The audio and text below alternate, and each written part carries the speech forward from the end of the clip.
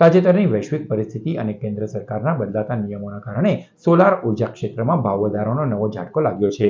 Solar panel બનાવવામાં ઉપયોગમાં લેવાતા વિવિધ મટીરીયલના ભાવો વધતા તેની સીધી અસર ગ્રાહકો ઉપર પડી રહી છે. તો બીજી તરફ માર્કેટમાં પેનલની અછત પણ જોવા મળી રહી છે. દેશમાં સોલર એનર્જી તરફ લોકોનો વધતા જતા ઝુકાવ વચ્ચે હવે સરકાર તારીખ 1 જૂન 2026થી સોલર ઇન્ડસ્ટ્રીમાં મોટો ફેરફાર લાવવા જઈ રહી છે.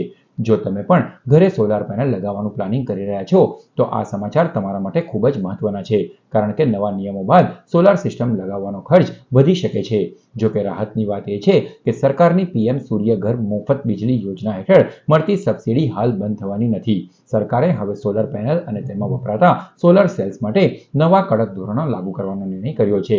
અત્યાર સુધી માત્ર સોલાર પેનલ સરકારશ્રીની approved list of models and manufacturers એટલે કે ALMM યાદીમાં હોવી ફરજિયાત હતી, પરંતુ હવે 1 જૂનથી લાગુ થનારા નવા નિયમ મુજબ પેનલમાં વપરાતા સોલાર સેલ્સ પર પણ સરકારની એપ્રુવ્ડ લિસ્ટમાં સામેલ હોવી જરૂરી બનશે.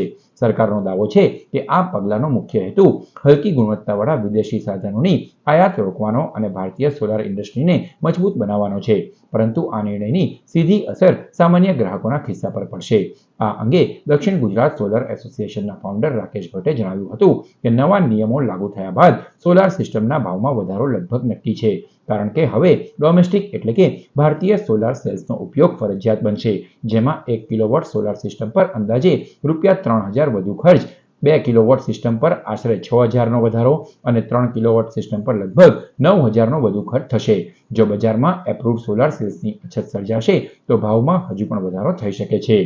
અત્યારે જે માર્કેટની અંદર સોલાર સિસ્ટમની એકદમ હાડમારી, મટીરિયલ ન મળવું, બીજા નંબરમાં કે ગવર્મેન્ટની એક પોલિસી આવી રહી છે કે નોન DCR પેનલ ન લગાડવી અને ઇન્ડિયામાં બનાવતી જ મટીરિયલ એટલે કે એચ સેલ વાપરવા, DCR સેલ.